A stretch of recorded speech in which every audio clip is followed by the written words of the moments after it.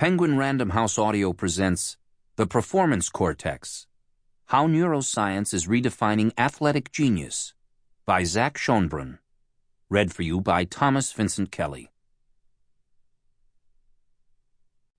Introduction.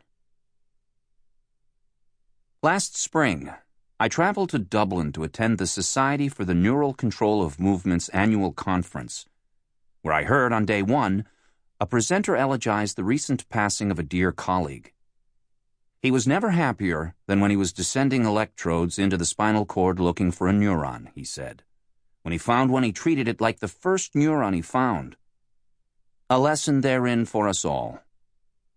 I myself was not sure what exactly I had descended into. One attendee, Elżbieta Jankowska, began her career stimulating the lumbosacral region of decerebrate cats more than a half a century ago. Another claimed to be the academic great-great-grandson of Claude Bernard. One of the most decorated active researchers in the world, Tom Jessel, was there to discuss his work with mouse genetic tools. And me? I was there because of my wife. She discovered the small blurb in my Columbia University alumni magazine about the two neuroscientists trying to work in Major League Baseball. I knew of sports psychology, mindfulness training, even brain gaming as a growing fad among professional franchises, but neuroscience seemed to represent a different level of sobriety. What were they looking for? What had they found? I met Jason Sherwin at a dingy Jamaican buffet with a bright crimson awning in East Flatbush, across from the SUNY Downstate Hospital where he was working. We still joke about the mystery meat served alongside collard greens and gummy plantains. We spoke for 2 hours as he related his life, his resume, how he met Jordan Maraskin, how he envisioned their company as helping to usher in Moneyball 2.0, biometric analytics, a priori probabilities, brain data. I wrote the story for the website SB Nation Longform, a now-defunct outlet for sports writing's deep cuts. But as I wrote it, I knew it was a sports article by its place of residence only. On the surface, the efforts by Jason and Jordan were intended to help professional baseball teams scout and improve hitters. But, to zoom out a bit, their endeavors seemed to be more like tracing the essential correlates of a skill. This skill could be anything that requires a rapid decision: passing to an open wide receiver, whistling a foul call, responding to gunfire after a report of breaking and entering. Those are outcomes, like the speed of a car as it zips down the highway. Jason and Jordan encouraged me to reconsider what is going on beneath the hood. Hitting a baseball, to take one of the more straightforward outcomes, has been deemed the most difficult thing to do in sport. Some might quibble about this, but those who do normally have not tried it. The most proficient hitters are hardly at all cut from the same cloth. The two frontrunners for the most valuable player of the American League in 2017, in fact, were a Venezuelan infielder standing 5 feet 6 inches tall and weighing 165 pounds, Jose Altuve, and a Californian outfielder standing 6 feet 7 inches and weighing 282 pounds, Aaron Judge. We already know what distinguishes them. We can see it. So what relates them? What actually is responsible for their skill? Jason and Jordan wondered, and so did I, once I really started to think about it. It would seem to have nothing to do with their biceps muscles or fast twitch fibers or even their vision, which for most baseball players is largely the same. It would seem to have much more to do with the neural signals that impel our every movement. How do we move? A few people have looked into this. The Egyptians actually wrote of head injuries and movement disorders. Erasistratus and Herophilus explored the cerebella of fast-moving animals like deer and rabbits.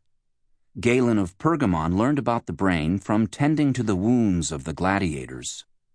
The origin of movement had bewitched some of history's shrewdest minds. Alcmaeon, Plato, Aristotle, Posidonius, El-Razi, Descartes, Newton, Franklin.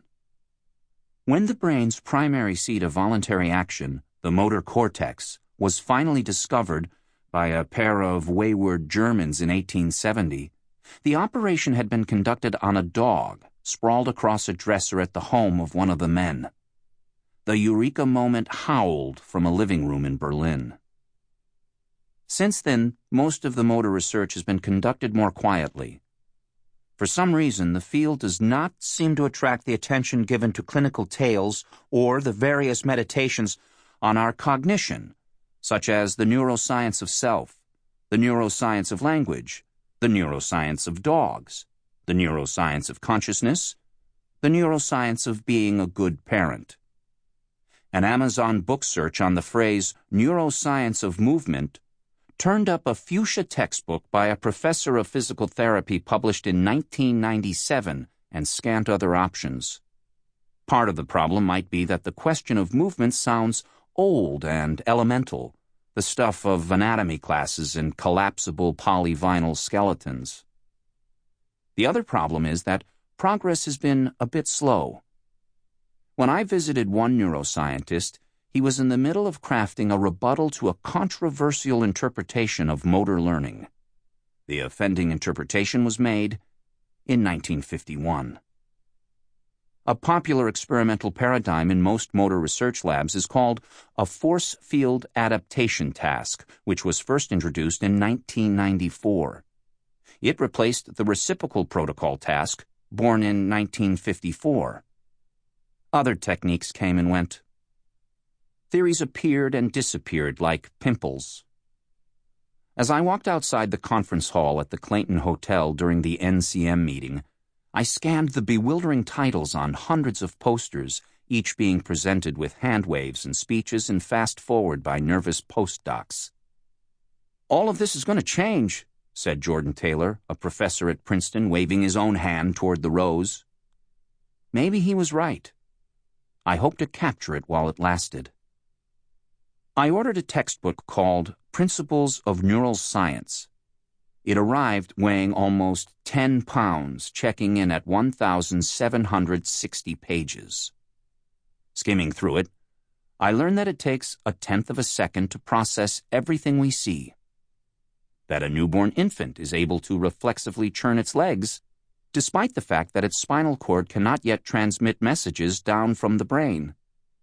That visual inputs get siphoned into two streams, a where and a what.